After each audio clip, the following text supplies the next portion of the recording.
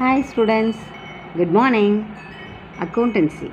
Today's class cash flow statement from NCERT Volume 2. Accounting Standard 3 revised. Cash flow. Do you know anything about this topic? Cash flow. Flow means movement. So, movement of cash. You see here inflow, outflow. Inflow means cash receipts. Outflow cash payments. See this cash box, you have cash in hand, then cash inflow coming inside, then going outside, cash outflow. Then cash inflow from various sources, cash outflow for applying for various applications. Cash flow statement shows cash flows, that is inflow and outflow of cash and cash equivalents. Cash in hand, you have cash balance. Cash equivalents equal to cash.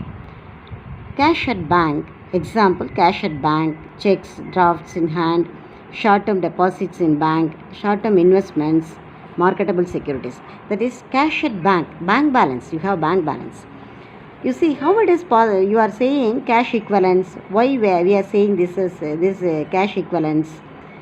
You have property, building, 10 lakhs worth, but you want to buy a car for 2 lakhs. Directly, could you use this building? No, not possible, because it's not a ready cash. But if you have bank balance, you can buy a car. How do you buy? Then withdraw of the cash, or otherwise e-transaction, otherwise Paytm transaction. You can utilize the money. Same thing, checks, drafts in bank. This is also deposit in bank. Then you can use the bank balance. Short-term deposits in bank. This is short-term, less than or 3 months. Maturity period less than or 3 months. Anyhow, within 3 months you can utilize the money.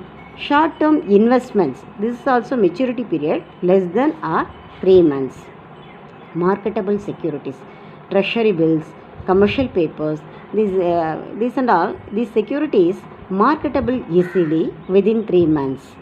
So these are called as cash equivalents. Cash flow statement prepared according to the accounting standard revised. This cash flow statement prepared by two methods, direct method or indirect method. But direct method not in our syllabus. Indirect method. Under this method, cash flow statement shows under 3 activities. What are the 3 activities? Operating activities, investing activities, financing activities. Cash from operating activities, cash from investing activities, cash flow from financing activities. Operating activities, principal revenue producing activities of the enterprises. What is the principal revenue producing? If you have a bookshop, what is the principal revenue? That is the main revenue for your bookshop. Selling of books. Through the sale of books, that is cash receipts from sale of goods. That is goods means here books. Okay. But if you are an engineer, what is the principal revenue? Service providing. Through the service providing, you are receiving the money. Okay, this is the principal revenue. Suppose you have a financing company. Then what is the principal revenue? Interest. You are collecting interest. You are giving some money for financing. Then you are collecting the interest from the outsiders. This is the principal revenue. So, principal revenue. With the help of operating the business, you are getting revenue. Other activities that are not investing or financing activities. What are the not investing and financing activities? Other activities. For example, income tax paid. This is the cash outflow. Then income tax refund, that is cash inflow. Principal revenue producing activities, example cash receipts from sale of goods. This is cash inflow. Cash payments for purchase of goods, cash outflow. Then cash payment of wages and salaries.